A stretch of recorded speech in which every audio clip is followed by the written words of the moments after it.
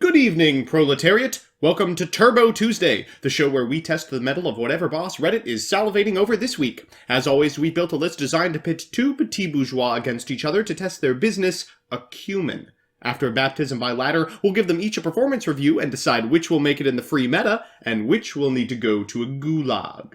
But before we check out today's corporate stool pigeons, a word about our sponsor. This video is sponsored by YGOPRODeck, the best online site for database searching, deck building, and strategy articles, all conveniently located at YGOPRODECK.com.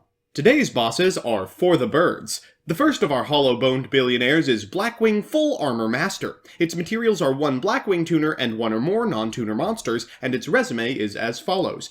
Unaffected by other cards' effects, each time a monster your opponent controls activates its effect, place one wedge counter on that opponent's monster after that effect resolves. Once per turn you can target a monster your opponent controls with a wedge counter, take control of it, and once per turn during your end phase, you can destroy as many monsters on the field with the wedge counter as possible. In order to summon this Blackwing behemoth, we're playing a Blackwing shell designed to make him, and basically only him, as fast as possible. The second Condor we'll be considering is Raidraptor Ultimate Falcon. Its material is 3 level 10 winged beast type monsters, though we'll never be using that.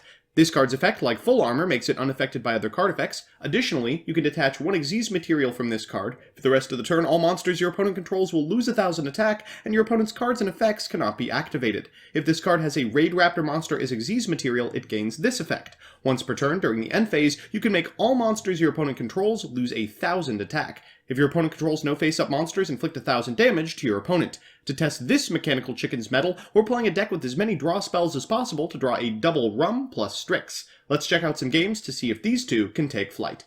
First up is Full Armor Master. They've selected a performance review against Time Thieves. Cowardly, but their hubris might get the better of them, playing against a rank 4 archetype with no battle protection. Full Armor Master is going first. They're going to lead with a copy of Allure of Darkness, followed by an activation of Pot of Desires. After that, they'll hand Destruction, and then activate Black Whirlwind, normal summoning a copy of Blizzard the Far North, and triggering Black Whirlwind as well. That's going to add a Steam the Cloak to hand, special summoning Boar from Graveyard to go to nothing. With the extra normal summon, they'll normal summon a copy of Steam the Cloak, and add an Orochi to hand. They'll special summon Harmattan, and then link summon a copy of Wee Witch's Apprentice, getting a token, specialing an Orochi, and going into full armor themselves. They'll set to Called by the Grave, that might be cheating, and pass it back. Our opponent will lead with a copy of Time Thief Regulator, which is a prime target for Called by the Grave. They'll Allure of Darkness afterwards, then fire a Danger Mothman. We hit the Danger Mothman, so we're forced to discard the card we draw. They'll activate Time Thief Winder, and then use its effect.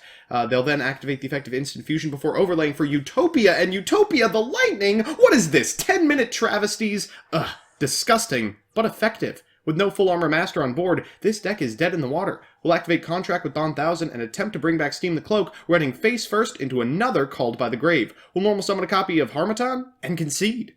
An absolutely abysmal showing from Blackwing Full Armor Master, potentially leaving the door wide open for Waking the Dragon's target of choice. Raidraptor Ultimate Falcon has selected Guru as their opponent, a shockingly playable deck in this upcoming format. They'll lead with an Allure of Darkness, followed by a 1-for-1 for Last Strix. They'll activate Last Strix's effect, go into a copy of Satellite Cannon, and skip force their way into an ultimate.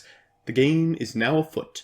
For turn, our opponent draws a Gozen match, that might come in handy. They'll pot a Duality for a Ghost Ogre? That might not. At end phase, they will receive a grim reminder that reading is a fundamental skill. For turn, we draw a copy of Called by the Grave, that might come in handy. We'll attack into this set copy of Guru, and oh no, they add a new Mostrix. Okay, that's one of the very few cards that could potentially out Ultimate Falcon. Infinite Impermanence, however, is not.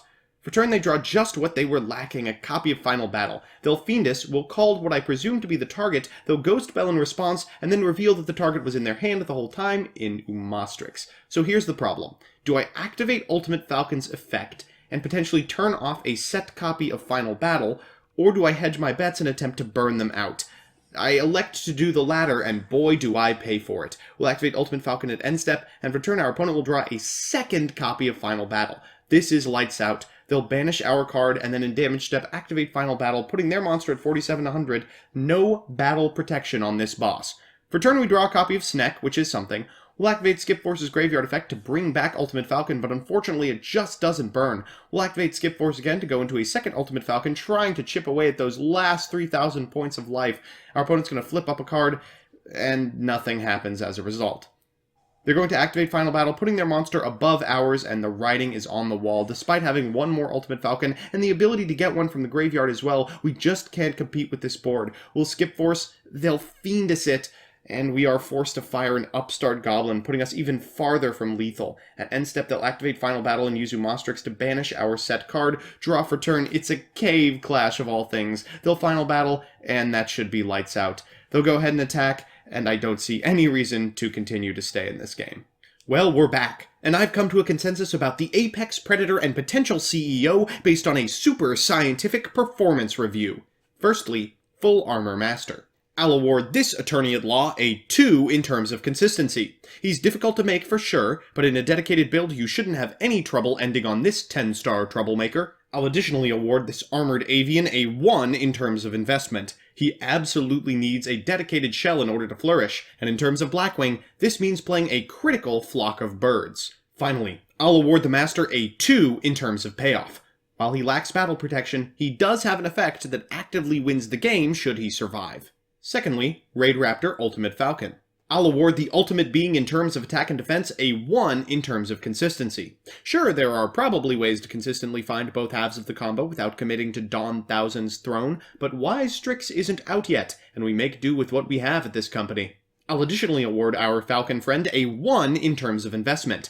Outside of Waking the Dragon, you'll need a dedicated deck to call the chicken. Finally, I'll award them a 2 in terms of payoff. It technically wins the game on its own, and 3,500 is much bigger than 3,000 in terms of battle protection, but it's an unremarkable win con to say the least.